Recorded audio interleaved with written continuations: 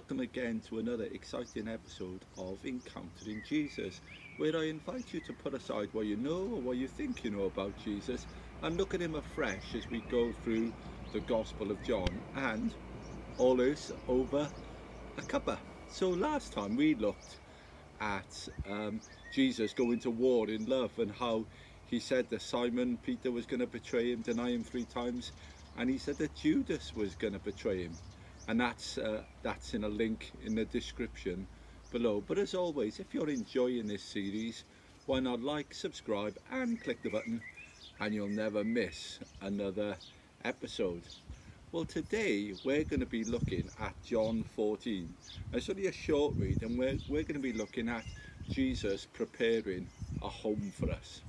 Okay, so I'm using the New Living Translation here, but you can follow along on the screen or with whichever Bible translation you feel comfortable with. So we're going from John chapter 14, verses 1 to 4. Don't let your hearts be troubled. Trust in God and trust also in me. There is more than enough room in my Father's home. If this were not so, would I have told you that I am going to prepare a place for you?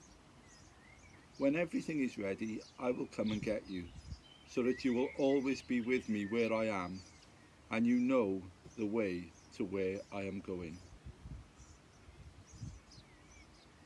Well, a very short read in there, and I wonder, what is your sort of view of home? What sort of home did you grow up in? Because really there is no place like home, and it doesn't matter whether you've grown up in a big town. I grew up in Cardiff, or a small village, whether you've grown up in a tower block or whether you've been brought up in a mansion, whether your house was a big house or a small house. It doesn't really matter where your home is. What matters is that home is a place of security.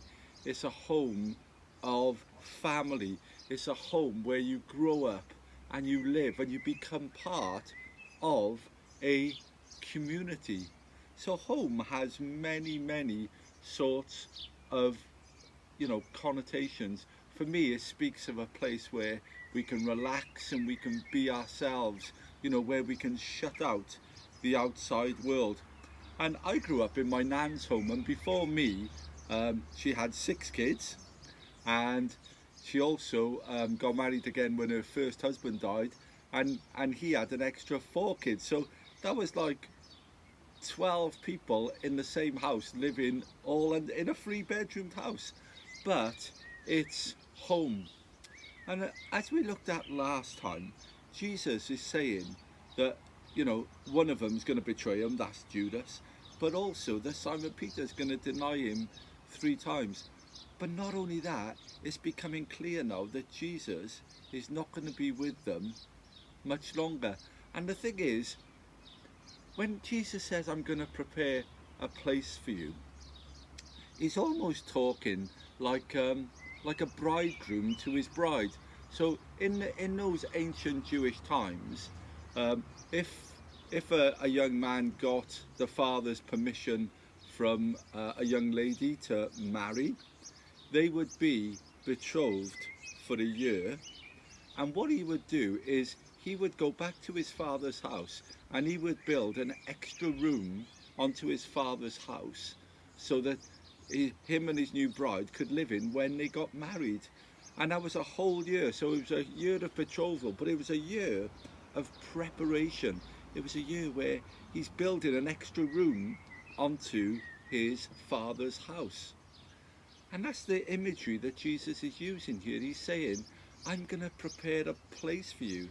If you become my bride, because Jesus is often portrayed in the Bible as the bridegroom, the heavenly bridegroom.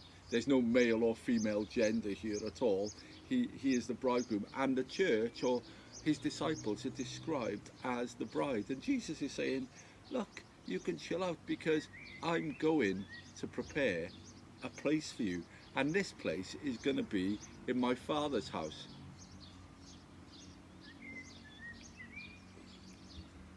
And the thing is, That was 2,000 years ago, but Jesus is saying that to whoever follows him. It doesn't matter 2,000 years later. Because I'm a follower of Jesus, he's preparing, his promise is to prepare a room for us. And this room is going to be made for us.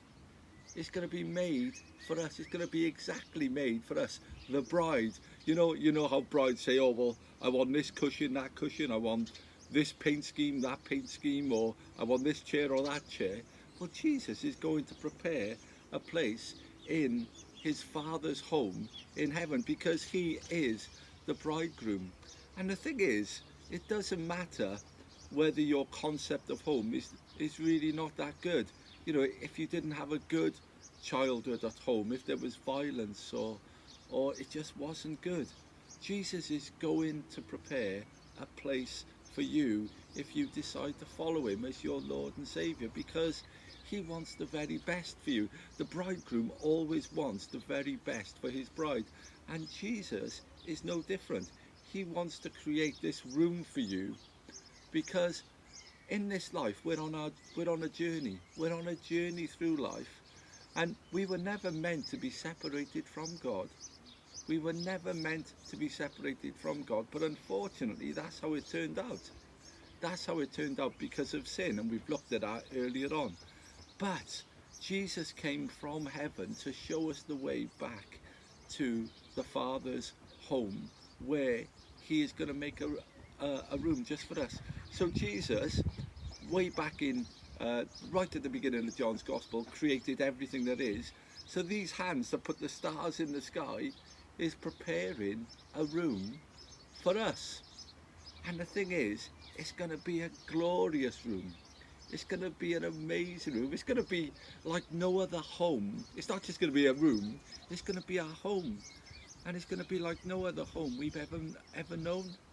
So that's the promise of Jesus. When Jesus says, if I was promising you I was going to build an extra room on the end of my house, I wouldn't come.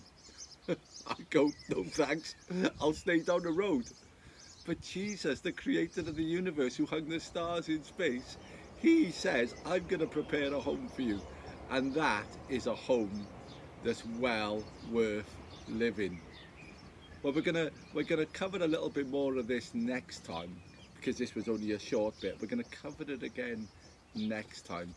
But as always, what questions has this raised? You know, what do you know about Jesus that you didn't know before? How has this changed your opinion of him? And what other questions has this raised? And I'm sure, again, there's going to be many. So, until we meet again next time, I'll see you then.